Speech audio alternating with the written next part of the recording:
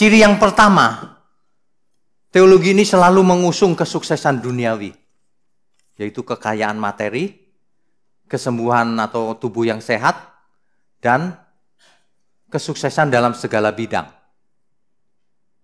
Ini tidak berarti bahwa kita kalau ikut Tuhan Yesus nggak boleh sukses begitu. Bukan itu intinya. Tapi kalau itu terus-menerus dibahas, hanya itu yang utama malah tidak dibahas.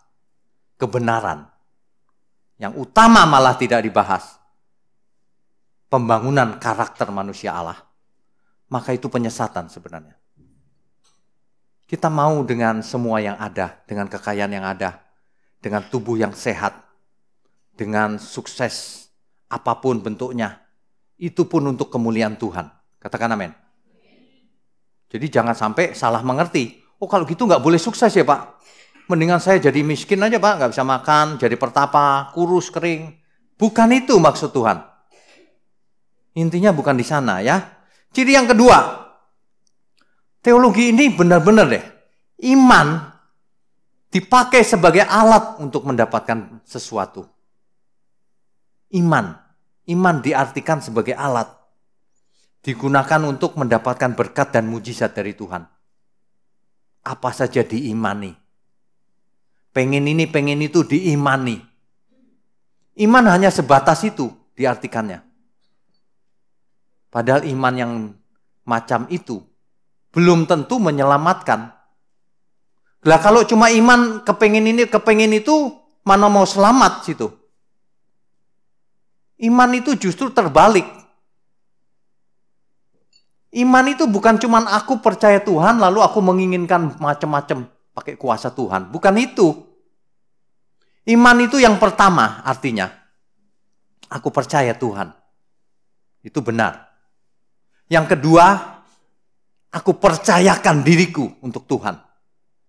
Aku serahkan diriku untuk Tuhan. Itu iman. Tuhan, apa yang harus kulakukan? Kuserahkan semua hidupku. Aku mau lakukan kehendak Tuhan. Itu iman. Yang ketiga, iman itu bisa dipercaya oleh Tuhan. Itu iman. Tuhan mempercayakan dirinya kepada kita. Itu iman. Kalau seseorang tidak bisa dipercaya oleh Tuhan, dia bukan orang beriman. Ada satu peristiwa di Yerusalem, hari itu, hari raya Paskah, di mana banyak orang berkumpul menyaksikan mujizat yang Tuhan adakan. Hari raya Paskah. Lalu banyak orang percaya sama Tuhan Yesus. Apakah Tuhan Yesus senang? Ternyata tidak. Tuhan mengatakan aku tidak mempercayakan diriku pada mereka. Meskipun mereka percaya kepadaku. Kenapa? Karena mereka itu datang kepada Tuhan cuma mau dapat mujizat. Mau dapat untung. Modus. Modusnya itu mau dapat untung. Bukan mau mempersembahkan diri. Tapi mau mendapatkan sesuatu dari Tuhan. Ditolak sama Tuhan Yesus. Nanti dibaca di rumah Yohanes 2 ayat 23 dan 24. Ya. Iman sama teologi ini diartikan untuk mendapatkan sesuatu. Imani bro. Bahkan untuk hal-hal yang konyol. Misalnya. Sudah tahu diabetes. Tekanan darah tinggi. Semua penyakit sudah diborong. Sudah apa lagi ya? Asam urat. Udah gemuknya minta ampun. Perutnya udah gendut. Gede itu. Dia pikir gede sukses kali ya. Makannya itu sembarangan. Kalau di restoran pesen semeja. Saya diceritain sama pemilik restorannya. Itu tuh Pak, yang itu kalau makan semeja itu Pak. Babi apa dimakan semua. Kalau ditanya imani aja bro, pasti nggak mempan sama diriku. Tuhan lindungi. Gila, dapat teori dari mana ini? Alkitab nggak pernah ngomong begitu. Nggak ada makanan, kalau mau makan ya tumpangi tangan dalam nama Yesus. Kolesterol, roh kolesterol usir keluar. Roh asam urat usir keluar. Roh diabetes usir keluar. Semua roh diusir sama dia. Tidak ada satupun yang pergi rohnya. Karena kolesterol tidak punya roh. Asam urat juga bukan roh. Diabetes juga bukan roh. Jadi percuma ditengking-tengking. Itu senyawa kimia. Ditengking-tengking lagi, diimani. Makan dia. Akibatnya mati, kena jantung. Stroke jantung dan sebagainya. Memangnya kalau hamba Tuhan ada keringanan dari surga gitu. Gak apa-apa bro, karena kau melayani Tuhan. Makan sembarangan gak apa-apa, nanti dilindungi. Memangnya begitu? Tidak ada Alkitab begitu. Justru karena engkau hamba Tuhan, kau harus jadi contoh. Teladan. Makan yang benar. Minum yang benar. Bicara yang benar. Hidup yang benar. Hidup kudus. Tak bercacat, tak bercelah. Semua untuk Tuhan. Amin. Gak cuma hamba Tuhan. Semua kita harus hidup seperti itu. Baik aku makan, minum, apapun, lakukan untuk kemuliaan Tuhan. Mantap kalau kita bisa hidup begitu. Bebas, enak. Gak usah aneh-aneh. Dan alkitabiah yang penting. Sesuai kehendak Tuhan. Ya. Ada amin ya. Kita bertobat lagi sekarang. Jangan begitu. Hamba Tuhan malah ngaco. Iman yang benar itu luar biasa. Orang yang beriman itu integritasnya tinggi. Dia tidak matre pasti. Jujur, kerja keras, bertanggung jawab. Ciri-ciri iman itu. Bukan aku imani, bukan. Itu kau ingini, bukan imani. Aku pasti kaya, aku imani tahun depan aku dapat proyek. Itu bukan iman. Itu keinginanmu. Aku inginkan, gitu dalam nama Yesus. Nama Yesus dipakai untuk keinginannya. Gak sopan benar itu namanya. Nama Tuhan itu ya, kalau kita ketemu Tuhan, gak berani loh kita. Waduh, banyak orang gak sopan sama Tuhan Yesus. Kalau berdoa aja seenaknya sendiri, gak dipikir. Tuhan, aku mau tidur Tuhan malam ini. Tolong jagai pintu depanku. Pintu belakang. Jendela-jendela. Genteng kalau perlu. Kau pikir Tuhan siapa? Bisa diperintah-perintah begitu. Iya kan? Kita kalau mengerti kebenaran, akan mempunyai sikap hati yang benar di hadapan Tuhan. Kita kalau berdoa, gak berani kurang ajar. Kita kalau berdoa, Tuhan, kita cuma bisa mengucap syukur. Terima kasih Tuhan. Semua ini ada kan karena Tuhan. Lah kita bisa duduk, bisa bernapas begini karena Tuhan. Kalau orang tidak bisa mengucap syukur, tidak tahu diri dia berarti. Kita hidup begini, masih punya waktu untuk memperbaiki diri. Mestinya kita bersyukur loh dalam segala keadaan. Dalam suka maupun duka. Ada amin ya? Dalam segala keadaan.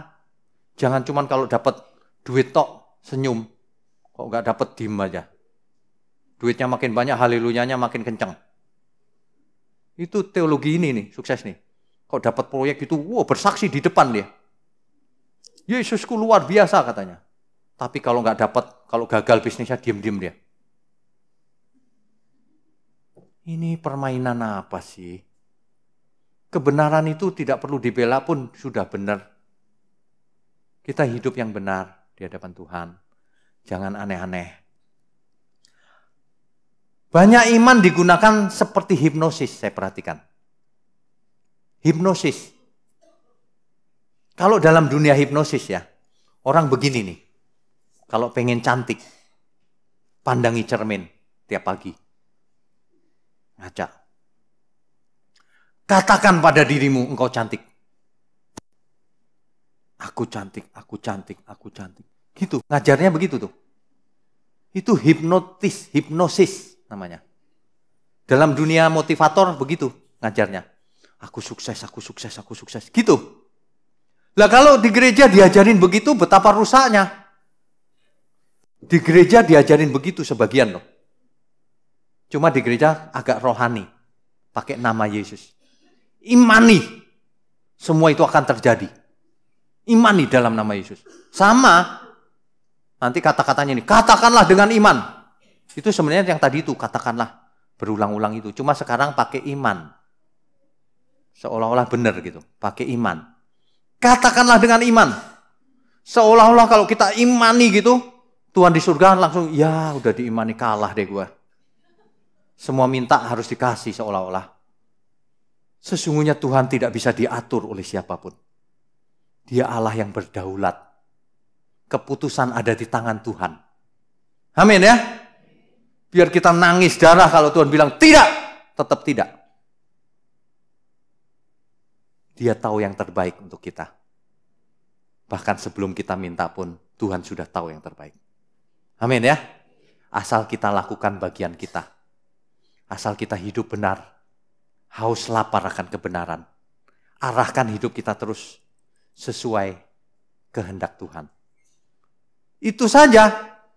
Tanggung jawab kerja keras. Jangan aneh-aneh. Di gereja ada yang nawarin begini. Kalau mau pinter bro, minum ini, air yang kudoakan. Kok nggak mirip pendeta deh kayaknya? Kok mirip dukun? Itu dukun tuh gayanya. Heran, di gereja ada tuh. Kalau nggak bisa bahasa Inggris, minum air yang kudoakan ini. Nanti tiba-tiba pintar bahasa Inggrisnya. Enak bener ya dunia ini kalau bisa gitu enak loh. Serius, kalau bisa gitu kita juga mau. Nggak usah sekolah kita. Minta aja banyak-banyak. Minum, yes. Hari ini yes bahasa Inggris. Besok yes bahasa Mandarin. Besok lagi yes jadi Superman akhirnya terbang dia. Ini, aduh. Manusia tidak digembleng menjadi manusia Allah. Malah dikasih konsep-konsep yang tidak alkitabiah. Rusak ini. Ya. Iman itu sesungguhnya menyerahkan diri kepada Tuhan untuk dipakai Tuhan. Bukan sebaliknya Tuhan kita pakai. Kebalik itu. Bukan kita memanfaatkan Tuhan, Tuhanlah yang harus memanfaatkan kita.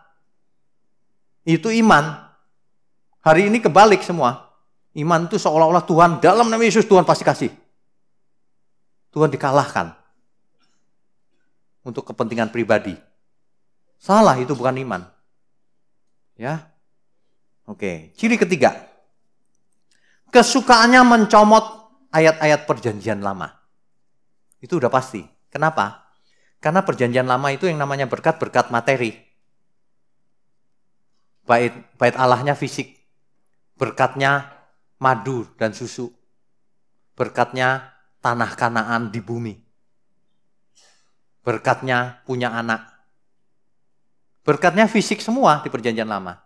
Makanya cocok untuk teologi kesuksesan ini.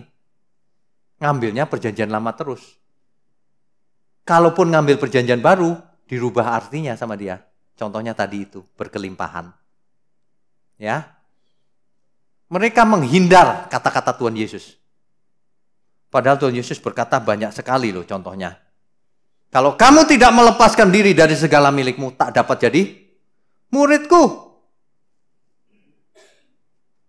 Kalau kamu benar-benar di dalam firman-Ku, kamu adalah benar-benar murid-Ku, tetap dalam firman.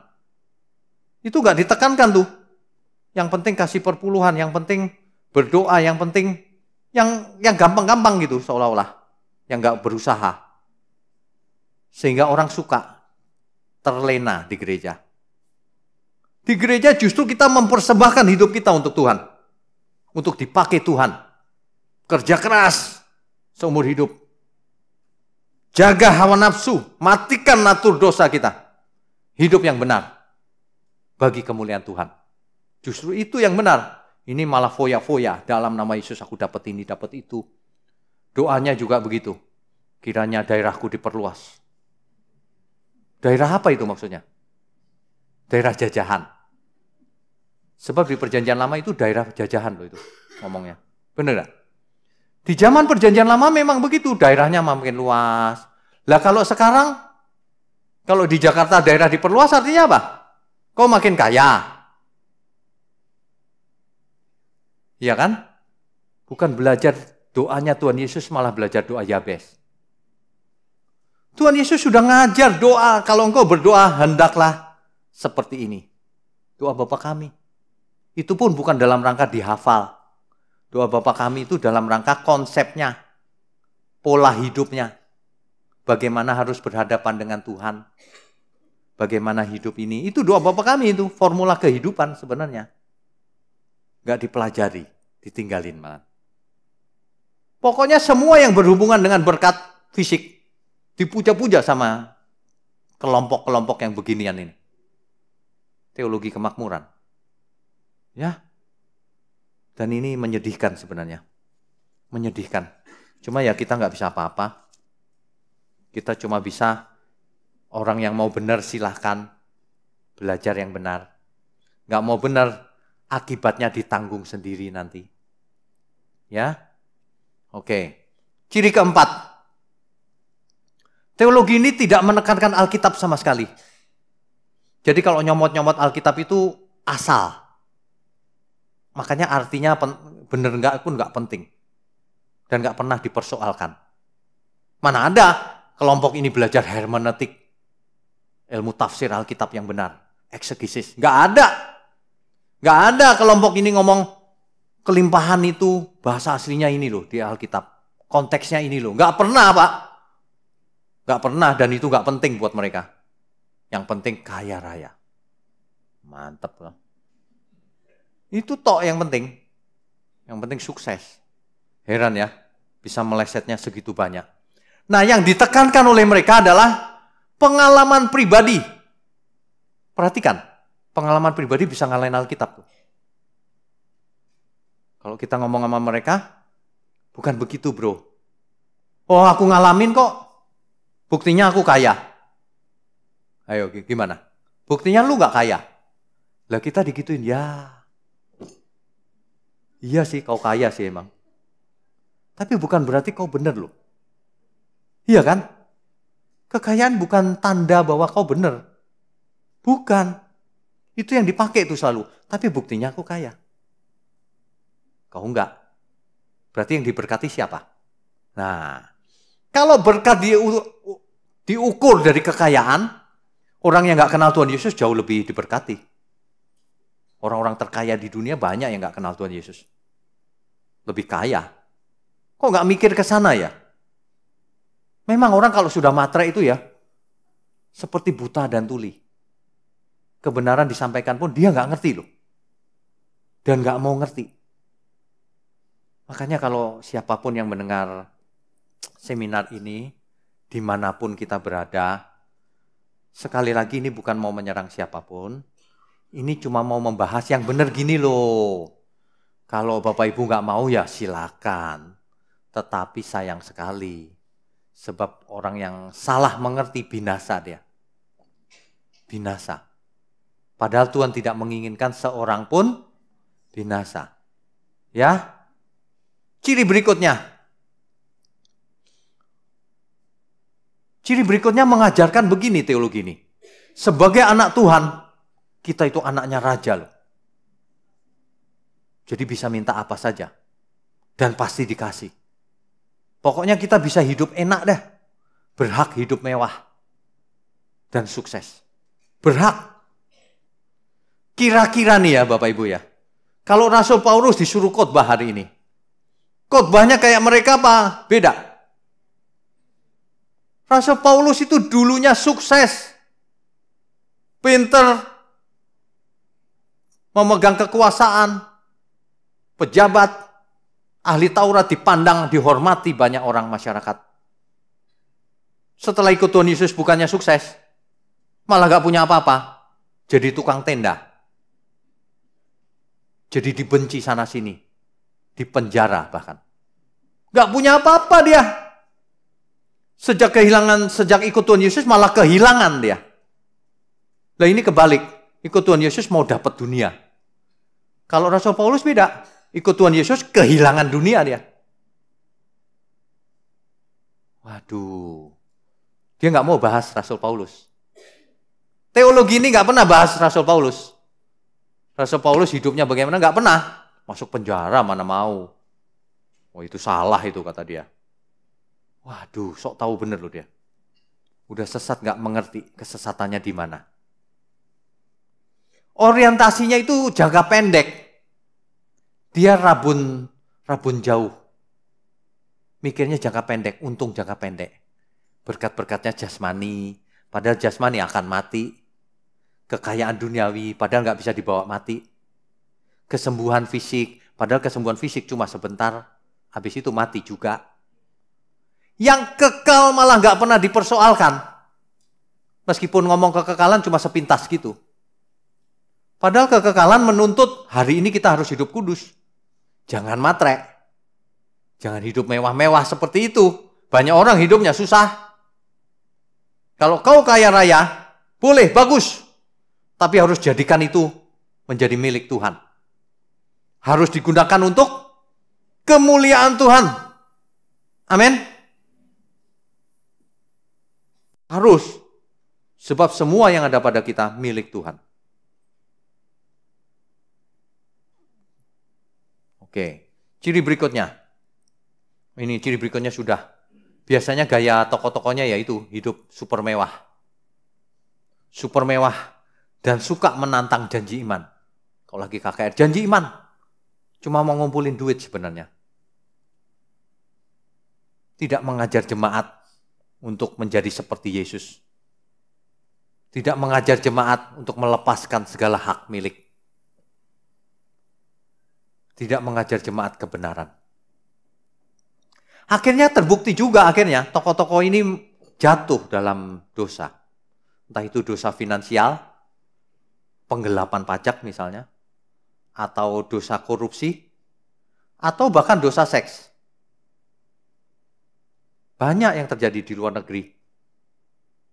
Yang di Indonesia saya nggak mau ngomong. Bapak Ibu pasti tahu juga.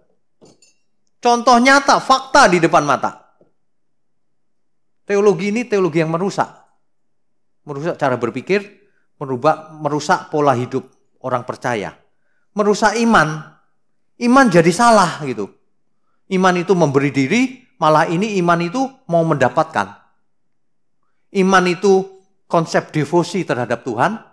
Ini iman malah memanfaatkan Tuhan. Kebalik-balik semua. Rusak orangnya. Perhatikan saja orang-orang yang teologinya ini. Rusak nggak cara berpikirnya? Rusak. Dia nggak bisa diajak kerja untuk Tuhan. Dia nggak bisa diajak berkorban untuk Tuhan. Nggak bisa. Kalaupun dia melayani di gereja, dalam rangka mendapatkan sesuatu. Pasti. Nggak bisa dia melayani Tuhan tanpa embel-embel. Nggak bisa. Kalau diundang khotbah aja misalnya. Pasang tarif dia.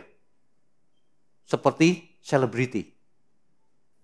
Bapak Ibu yang jadi dokter, kalau ada pasien yang nggak bisa, nggak mampu, kasih resep gratis. Kasih obatnya gratis. Biar dia bingung. Loh, dok, nggak ada dok yang kayak begini. Ada, aku. Kasih contoh dong. Bapak Ibu yang jadi pengacara, bela orang yang lemah. Nggak usah bayar. Karena memang nggak mampu kan. Tapi orang-orang yang mampu bayar. Jangan orang mampu pura-pura nggak mampu. Mestinya begitu loh. Loh, orang dunia aja bisa begitu. Kok ini orang Kristen malah aku anak raja harus bayar mahal. Loh, kebalik lagi. Wah, rusak. Saya kalau perhatikan ya kejadian-kejadian itu ya, aduh Tuhan, ini gimana ya Tuhan. Kita semua harus jadi saksinya Tuhan. Amin ya. Mulai praktek mulai sekarang. Ayo keluarkan apa yang kita punya untuk memberkati banyak orang. Ayo sekolah, anak ponakan kita yang nggak bisa sekolahin. Kalau kita mampu. Kalau yang nggak mampu ya nggak apa-apa. Kalau mampu, kan saya ngomong kalau mampu nih. Hidup ini cuma sekali. Jangan terseret oleh konsep yang merusak pikiran ini. Ya. Jadi solusinya cuma satu, nggak ada yang lain. Harus kembali ke Alkitab. Harus kembali ke Alkitab. Inilah yang disebut oleh Alkitab Injil yang lain. Yesus yang lain. Alkitab berkata begini, nanti akan ada Injil yang lain. Nyomot Alkitab sih, tapi diartikan lain. Itu Injil yang lain tuh. Kalau ada orang yang mengajarkan Injil yang lain, terkutuklah dia, kata Paulus. Hari ini orang teologi kemakmuran nggak berani baca ayat ini. Nggak berani. Ngapain Pak baca ayat yang terkutuk-terkutuk. Baca ya yang diberkati lah. Kan gitu. Berarti kau nggak niat benar. Kita itu harus belajar yang berbahaya-berbahaya begini. Justru yang berbahaya kita harus belajar. Kenapa? Supaya kita tidak melakukan kesalahan. Amin ya. Saya nggak mau dikutuk dong. Saya harus benar kalau ngajar Injilnya. Saya harus benar sesuai kehendak Tuhan. Bukan kehendakku sendiri. Mestinya begitu loh. Ya. Ingat, iblis pun memakai ayat-ayat Alkitab untuk menyesatkan manusia. Coba dibayangkan, setan itu ada di mana yang paling banyak? Di kuburan atau di gereja? Dulu banyak orang berpikir di gereja nggak ada setan. Saya curiga di kuburan malah nggak ada setan. Kenapa? Lah setan di kuburan ngapain? Nggak ada orang yang disesatkan. Ngapain gentayangan di sana? Banyak Bapak Ibu berpikir di kuburan banyak setan, banyak kan nonton film sih. Setan itu justru mencari di mana banyak orang berkerumun supaya orang sesat. Di tempat-tempat gak benar, diskotik atau apa, gak banyak setan kali. Setan bilang, ngapain gua ke sana?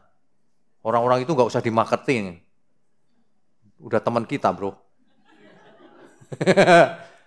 Tapi ini nih, yang di gereja nih, ini bahaya nih kalau menjadi seperti Yesus. Disesatkan pikirannya. Wah, kacau. Yang disesatkan pertama-tama, pendetanya. Kalau itu berhasil, wah, jemaatnya sekian banyak sesat juga.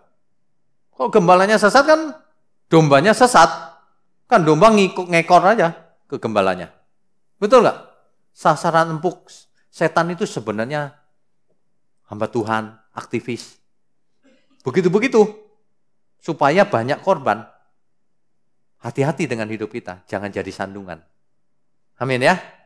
Sebab kalau kita tersandung, saudara-saudara kita pun tersandung di rumah. Nggak mau percaya Tuhan. Apa lu ngomong Yesus? Lu sendiri nggak benar hidupnya. Mati kita, nggak bisa ngomong apa-apa. Makanya kita harus hidup tak bercacat, tak bercelah. Jadi teladan. Supaya banyak orang ketika melihat kita, ini saksinya Tuhan Yesus tuh ini nih. Hidup tuh begini, bener nih. Ini bener nih, aku mau ikut. Ini bener nih dia nih. Aku mau belajar. Di mana dia? Belajar, aku mau belajar. Jadi berkat. Amin gak nih? Itu berkat tak ternilai harganya. Gak bisa dinilai dengan uang, Pak. Kalau manusia tidak mengenal Tuhan Yesus lalu mengenal, itu mau dibayar berapa?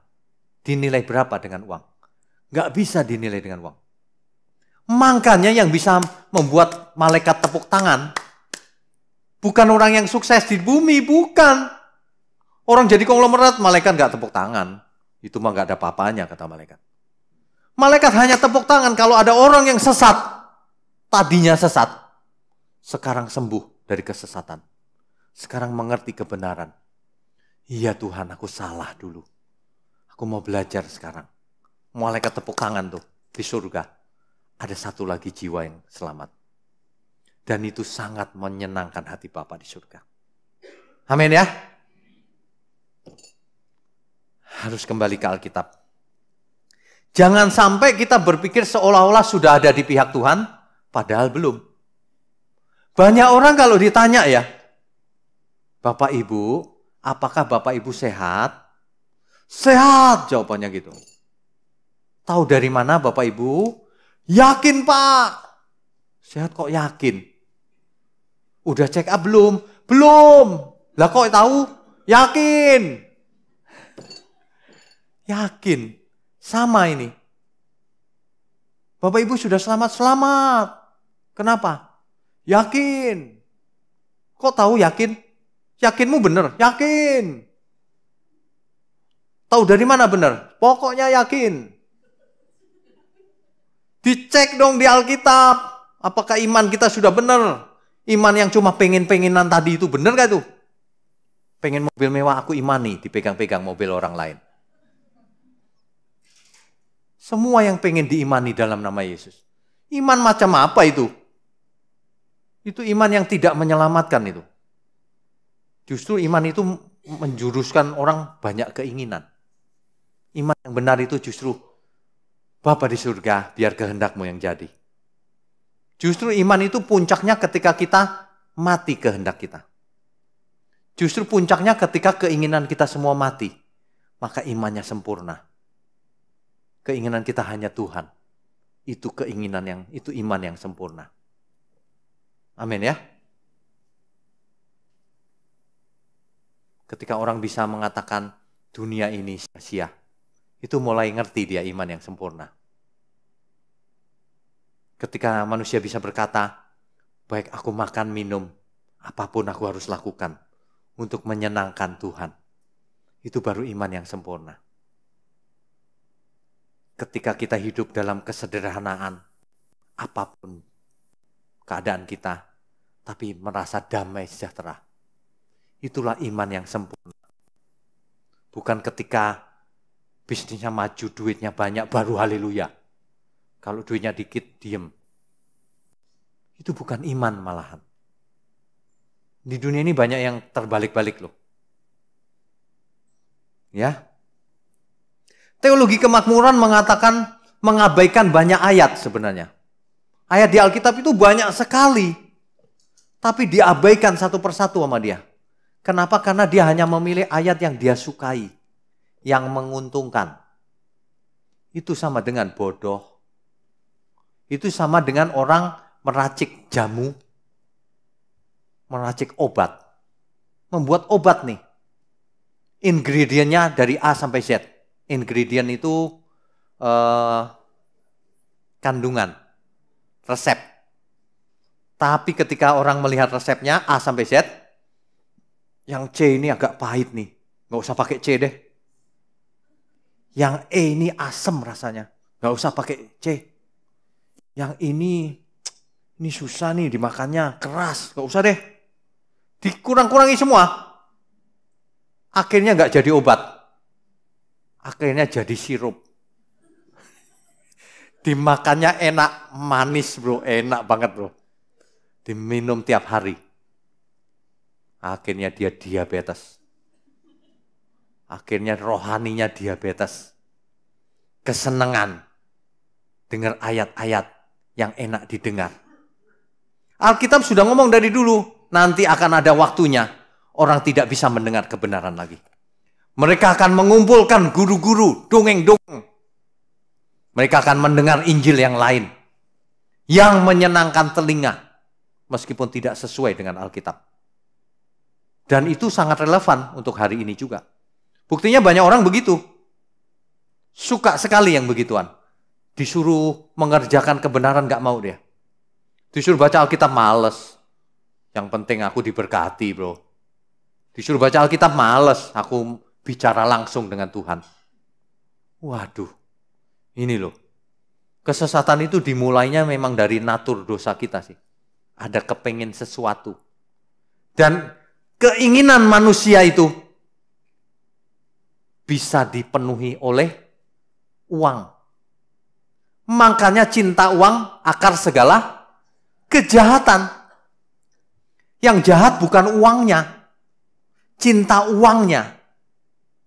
Karena kalau seseorang cinta uang, artinya dia sedang membutuhkan uang untuk memuaskan hawa nafsunya. Sebab hawa nafsunya bisa dibeli dengan uang. Kemewahan. Apa saja bisa dibeli dengan uang. Yang di dunia ini. Tapi yang di surga tidak bisa dibeli dengan uang. Ya. Banyak orang butuh uang. Karena ingin memuaskan hawa nafsunya. Akar segala kejahatan itu cinta uang. Bukan uang. Uang benda mati. Uang jahat nggak? Enggak, uang benda mati mana bisa jahat. Yang jahat itu manusia yang cinta uang. Makanya kalau ada uang, jangan cinta uang. Uang ini pun milik Tuhan. Uang ini bisa membawa kutuk, bisa membawa berkat, tergantung kita. Kalau uang ini kugunakan untuk kemuliaan Tuhan, membawa berkat. Kalau uang ini kugunakan untuk diri sendiri, atau untuk hal lain, bukan untuk kemuliaan Tuhan, membawa kutuk. Jadi sebenarnya berkat atau kutuk tergantung kita. Kepandaian kita, kalau ada, itu pun bisa mendatangkan berkat, bisa mendatangkan kutuk loh. Kalau kepandaian kita untuk menyembah Tuhan, digunakan Tuhan, itu membawa berkat namanya. Tapi kalau kepandaian kita untuk menyombongkan diri, itu membawa kutuk namanya. Amin. Jadi hati-hati dengan semua yang ada pada kita. Itu harus diperingatkan. Jangan hidup ini cuma kayak gak pernah mati gitu. Ingin kaya, ingin ini, ingin itu, banyak sekali. Waduh.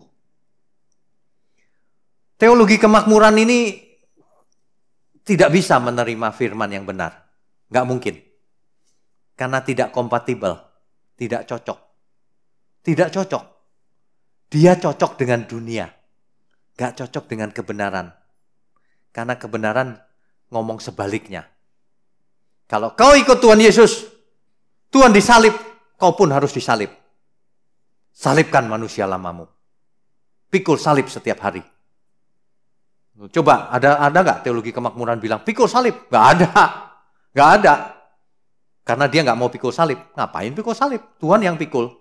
Ngapain aku pikul? Tuhan aja yang pikul. Kan Tuhan sudah pikul, gitu katanya. Padahal Tuhan Yesus ngomong begini, kalau engkau tidak pikul salibmu setiap hari, kau tidak layak bagiku. Orang yang tidak mau pikul salib, tidak bisa jadi murid Tuhan, tidak layak. Hidup ini memikul salib sebenarnya. Salib siapa? Salib kita masing-masing. Sebab setelah kita ditebus, kita orang berhutang. Supaya tidak hidup menurut daging, tapi hidup menurut roh. Lah ini kok malah disuguhi supaya hidup menurut daging, kekayaan. Minta apa lagi bro? Dalam nama Yesus. Kekuasaan Tuhan malah dipakai untuk hidup menurut daging. Betapa sesatnya ini teologi. Waduh, ini bagaimana yang ngomongnya dari tadi seolah-olah menyerang loh. Padahal bukan, memang kebenaran itu begini. Aduh. Yang inti sekarang. Yang inti itu beberapa poin ini yang harus dibawa pulang. Kalau teologi kemakmuran bisa dideteksi ciri-cirinya. Gampang dideteksi, kelihatan. Tadi itu. Sekarang yang utama apa sih sebenarnya? Ini yang penting. Tuhan itu tidak mempermasalahkan kita kaya atau miskin, itu bukan itu. Ujungnya itu bukan di sana, bukan harta duniawi. Tuhan tidak ingin kita miskin, susah makan, enggak juga. Enggak, Tuhan juga tidak keberatan kalau kita kaya raya. Tapi Tuhan keberatan kalau gara-gara kekayaan kita itu, hati kita ada di situ. Makanya Tuhan berkata, memperingatkan. Alangkah sulitnya orang kaya masuk kerajaan surga. Sebab di mana hartamu berada, di situ hatimu berada. Itu masalahnya, bukan duitnya. Hatimu ada di mana? Kau taruh di mana? Itu masalahnya. Yang Tuhan inginkan itu hati kita. Jadi bukan soal kaya miskin, bukan. Allah kita kaya, maha kaya. Nggak mungkin miskin Allah kita. Allah kita pernah memiskinkan diri, mengosongkan diri maksudnya. Menjadi manusia. Supaya kita menjadi kaya, bukan kaya raya di bumi. Supaya kita menjadi mengerti kebenaran. Itu kaya raya itu di hadapan Tuhan. Supaya kita selamat. Itu maksudnya. Allah yang maha kaya menjadi miskin, menjadi manusia maksudnya. Meninggalkan kemuliaannya. Supaya kita mengenalnya dengan benar. Sebab supaya kita berkelimpahan, berkualitas tinggi hidupnya. Supaya kita mengerti kebenaran. Supaya kita siap dibawa ke surga. Supaya kita memiliki karakter, pikiran, perasaan Tuhan Yesus. Amin ya.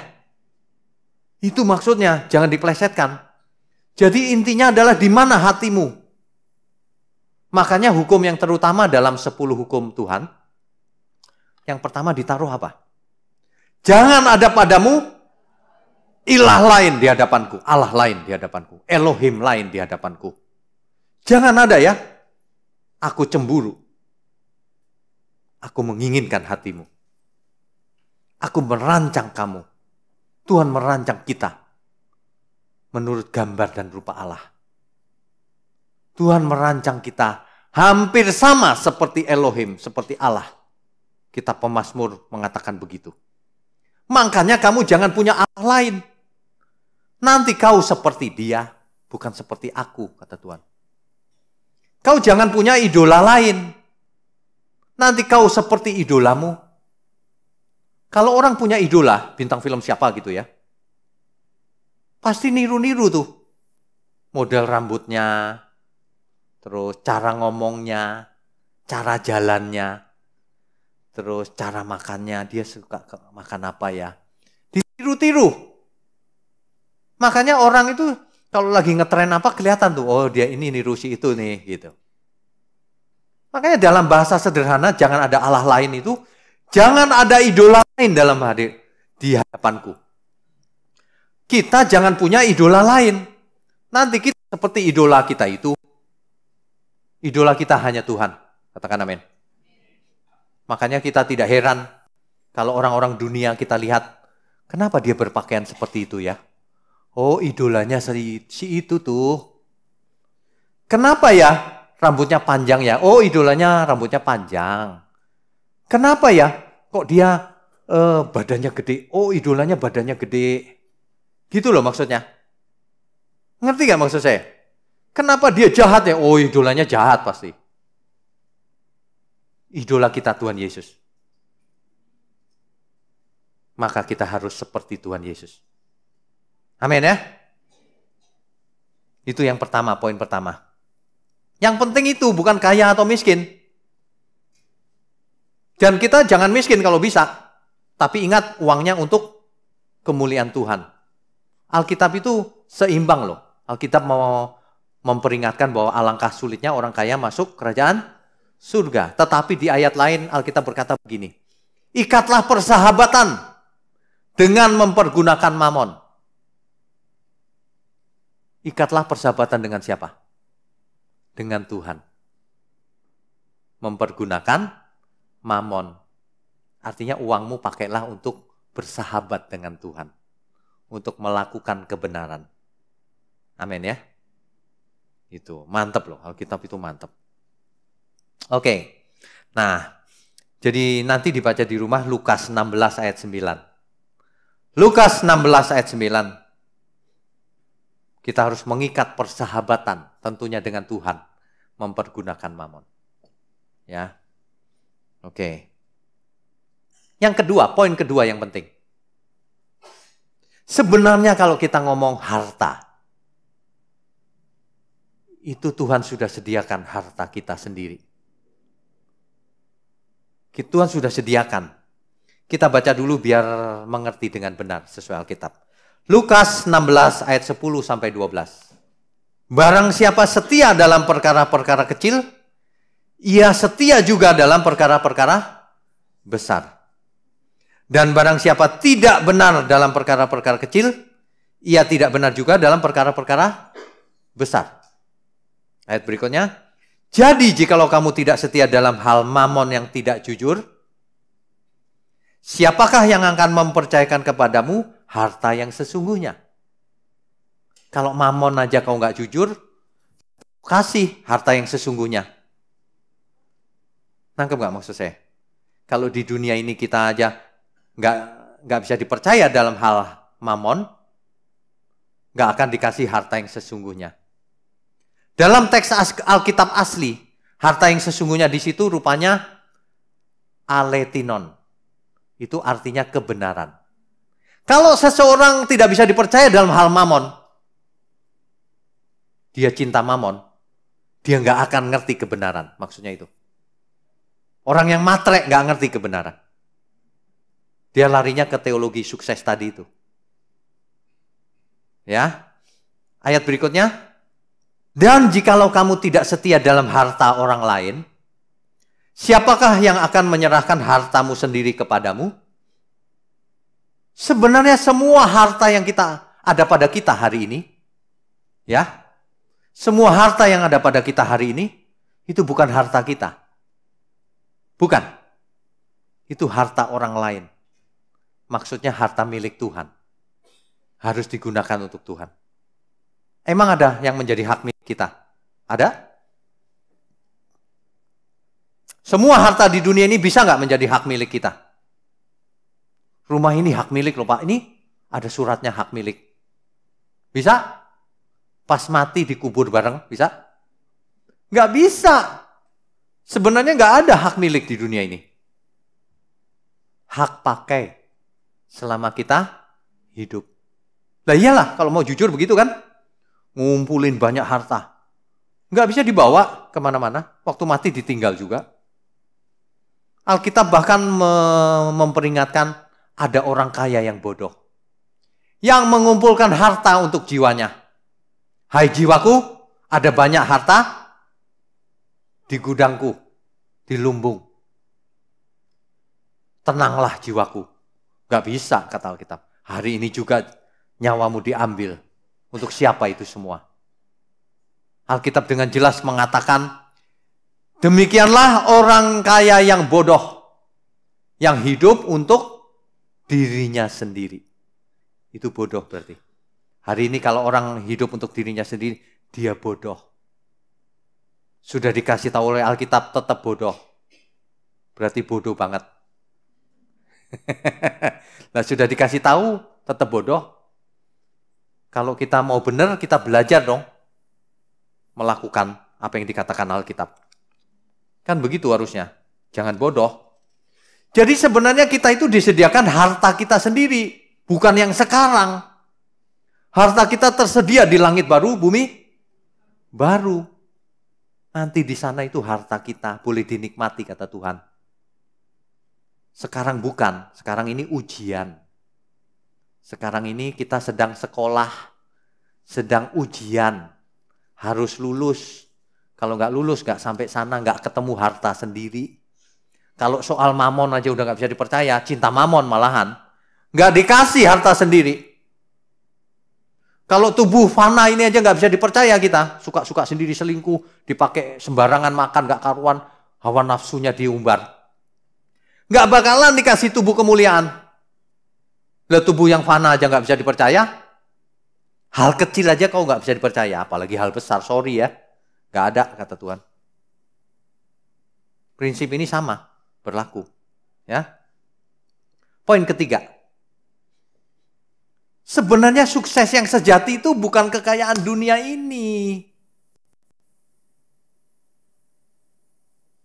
Harta yang sejati itu apa sih? Ini menghina loh sebenarnya manusia itu, menghina Tuhan. Kalau Tuhan memberikan dirinya, lalu manusia cinta mamon, menghina nggak? Kalau Tuhan datang rela mati, aku mengasihi engkau. Lalu manusia yang ditebus, aku cinta mamon, aku cinta dunia ini. Mestinya kan manusia menyambut cintanya Tuhan. Benar nggak?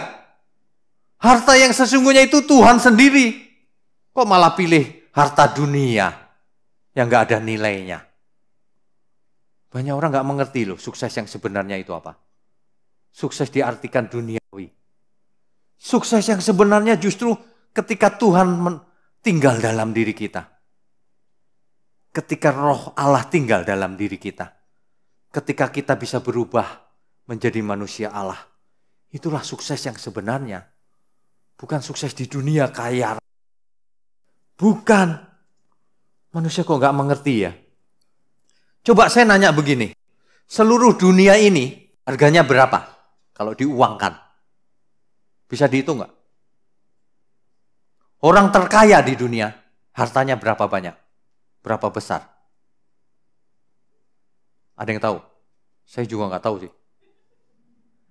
Tapi 1.000 triliun ada nggak? Mungkin ada loh. 1.000 triliun tahu nggak Bapak Ibu? Saya aja bayanginnya tunggu dulu. Kalau juta masih bisa lah ya, 6 gitu kan. Kebayang. Miliar masih bisa lah 9. Triliun tuh ntar dulu. 12 nolnya ya. 1.000 miliar Pak. Lah kalau 1.000 triliun nolnya berapa itu? Nolnya 12 tambah 3. 15 nolnya. Waduh. Itu 0,15 tuh ya. Kalau ditukar uang puluhan ribu. Ruangan ini penuh duit. Berenang di dalamnya. Nggak cukup malah. Kekayaan dunia ini yang segitu itu. Percuma, kata Alkitab. Apa gunanya kau punya seluruh dunia?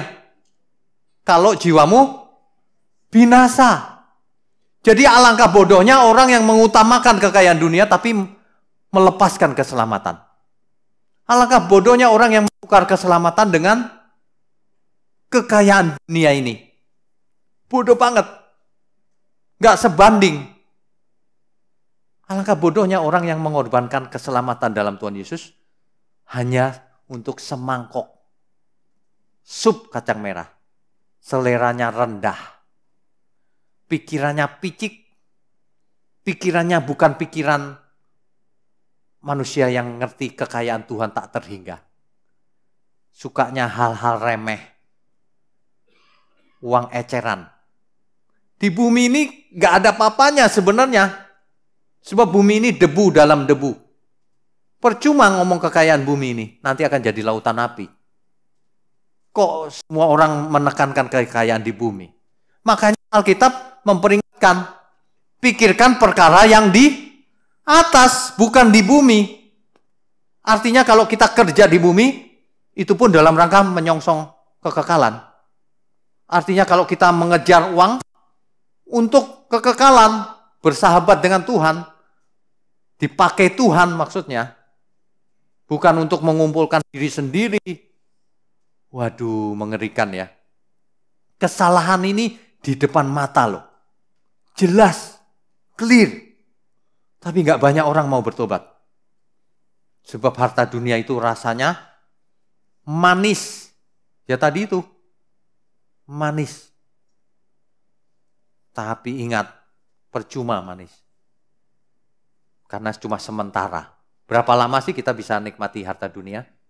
Kan cuma sebentar juga. Jangan bodoh. Saya nggak ngerti kenapa orang-orang yang sekolahnya tinggi pun nggak ngerti hal sederhana. Poin ketiga, kesuksesan sejati tadi ya. Poin keempat, hidup ini bukan untuk bersenang-senang. Itu ajaran para motivator tuh. Carilah passive income sebanyak mungkin. Setelah itu, keliling dunia. Santai-santai menikmati hidup. Ini menyesatkan loh. Carilah passive income yang banyak, oke, nggak masalah. Tapi bukan untuk keliling dunia sampai mati. Bayangkan kalau manusia itu ya, dapat duit, lalu dia keliling dunia sampai mati. Menikmati pemandangan, keliling dunia, Eropa, Jepang, terus udah nggak ngapa-ngapain gitu. Sia-sia nggak hidupnya? Sia-sia cuma dinikmati sendiri. Padahal manusia dirancang bukan untuk itu loh. Manusia itu dirancang untuk kemuliaan Tuhan. Itu kan lumpuh manusia yang begitu itu. Lumpuh. Menyenangkan diri sendiri kan udah lumpuh dia. Padahal manusia harus jadi pejuang di hadapan Tuhan. Selamatkan banyak jiwa. Supaya banyak orang selamat juga. Jangan diri sendiri. Jalan-jalan boleh sekali-sekali. Jangan terus-terusan. Seumur hidup jalan-jalan tok. Hidup ini perjuangan. Hidup ini bukan untuk senang-senang. Hidup ini perjuangan. Lagi pula, kalau kita berjuang di dalam Tuhan, kita pun senang, Pak. Ada amin nggak ya? Memangnya kita sedih itu melayani Tuhan. Kita senang juga. Tapi bukan sia-sia. Ya, poin keberapa tadi? Keempat. Poin kelima. Kita harus mengutamakan yang utama dalam hidup ini. Waktunya singkat. Kalau waktunya singkat, jangan buang-buang waktu. Umur kita rata-rata 70 tahun. Sekarang umur berapa? Sisanya nggak banyak. Yang muda pun jangan yakin bisa sampai 70. Karena yang mati muda juga banyak zaman sekarang. Kita bisa mati setiap saat. Utamakan yang utama. Prioritaskan yang utama. Kegiatan-kegiatan yang nggak penting dibuang saja. Reuni-reunian udah nggak usah. Reuni ntar malah cinta lama bersemi kembali. Malah rusak ntar. Nggak usah, kalau nggak perlu itu nggak usah. Mancing seharian udah nggak usah. Mancing, beli aja ikan, cuma berapa. Mancing seharian, dapatnya 1 mujair kecil lagi. Udah dimasak, disayang-sayang seharian Pak mancingnya. Jadi digigit dikit-dikit. Udah beli aja. Cuman berapa sih? Nggak bisa beli yang nggak usah makan pakai ikan. Oke, tadi utamakan yang utama. Prioritaskan apa yang kegiatan yang utama. Waktunya sudah pendek. Ya. Hobi-hobi yang nggak penting udah dibuang aja. Oke. Poin berikutnya. Puncak kebenaran itu Tuhan Yesus. Ingat baik-baik itu. Ajaran yang utama itu ada di Tuhan Yesus. Jangan parkir di perjanjian lama. Jangan berhenti di perjanjian lama. Di perjanjian lama itu banyak ajaran yang sudah tidak relevan di perjanjian baru. Sudah digantikan oleh Tuhan Yesus definisinya. Sunat nggak penting, Taurat enggak, kau hidup menurut anugerah. Banyak yang sudah diganti, jangan parkir di perjanjian lama. Yang dimaksud berkat bukan berkat materi, ada berkat yang lebih hebat, berkat rohani. Gitu loh. Ya, ingat Tuhan Yesus. Makanya fokusnya ke Tuhan Yesus, jangan ke yang lain. Tokoh siapapun tidak bisa dibandingkan dengan Tuhan Yesus. Amin. Makanya belajar sama Tuhan Yesus. Kesesatan itu mencoba belajar sama yang lain. Apalagi ke perjanjian lama. Capek deh, itu mah jauh kualitasnya. Poin terakhir, poin ke-7. Ingat baik-baik, prioritas Tuhan bukan memanjakan kita. Ditimang-timang gitu. Bukan, kau udah gede. Jangan minum susu terus. Makan makanan keras. Ayo, kerjakan keselamatan. Jangan jadi bayi rohani terus. Poin nomor 7 itu. Itu yang penting. Ayo, prioritas Tuhan itu menghajar kita sebenarnya. Kita itu dihajar Tuhan. Didikan yang keras. Kenapa? Supaya jadi manusia Allah. Manusia Allah nggak bisa dimanja-manja. Kita belajar lewat kejadian sehari-hari. Supaya kita jadi manusia Allah. Firman itu percuma kalau hanya di otak. Karena jadi teori saja. Firman itu harus jadi rema. Harus dikerjakan setiap hari. Harus dialami. Harus dilakukan. Supaya kita benar-benar berubah. Bukan hanya statusnya sebagai anak Allah. Tapi keberadaan kita memang benar-benar anak Allah. Katakan amin. Banyak orang sayang disesatkan oleh teologi sukses ini. Sayang sekali. Manusia menjadi tidak mengerti kebenaran. Bahkan tidak tahu diri ketika berhadapan dengan Tuhan. Berani mengklaim Tuhan. Tidak hormat ketika ketemu Tuhan. Bahkan tidak pernah berkorban untuk Tuhan. Yang ada mencari keuntungan di balik semuanya. Ini merusak. Jangan sampai kita ikut rusak. Karena ini teologi ini sudah terbukti tidak alkitabiah. Syarat dengan kepentingan orang-orang di dalamnya. Dan akhirnya malah terjerumus ke dalam berbagai macam dosa. Ya. Ingat, poin ketiga, 3 poin yang diusung oleh teologi sukses ini. Salah. Harta duniawi salah. Harta kita sendiri tersedia di surga. Harta kita sendiri tersedia. Tuhan Yesus. Tubuh kita ini sudah harta kita. Karena di mana tubuh kita menjadi bait Allah. Harta dunia boleh dicari. Tapi hanya untuk sebagai alat. Alat mengerjakan pekerjaan Tuhan. Memuliakan Tuhan. Yang kedua, kesembuhan itu bukan kesembuhan fisik yang penting. Tapi kesembuhan jiwa. Oleh bilur-bilurnya kamu sudah sembuh. Sebab dahulu kamu sesat. Kesembuhan itu yang utama. Sebab kalau cuma kesembuhan fisik, Tuhan tidak perlu mati di kayu salib. Bilur-bilur Tuhan mati sebab ingin menyembuhkan sakit jiwanya manusia. Kesesatannya. Supaya manusia sembuh dari sesatnya dan kembali kepada gembala jiwanya. Itu kata Alkitab begitu. Oleh bilur-bilurnya kamu sudah sembuh. Kamu sudah mati terhadap dosa, hidup untuk kebenaran. Dan kamu sudah sembuh. Sebab dahulu kamu sesat seperti domba. Ya, kesembuhan bukan hanya fisik.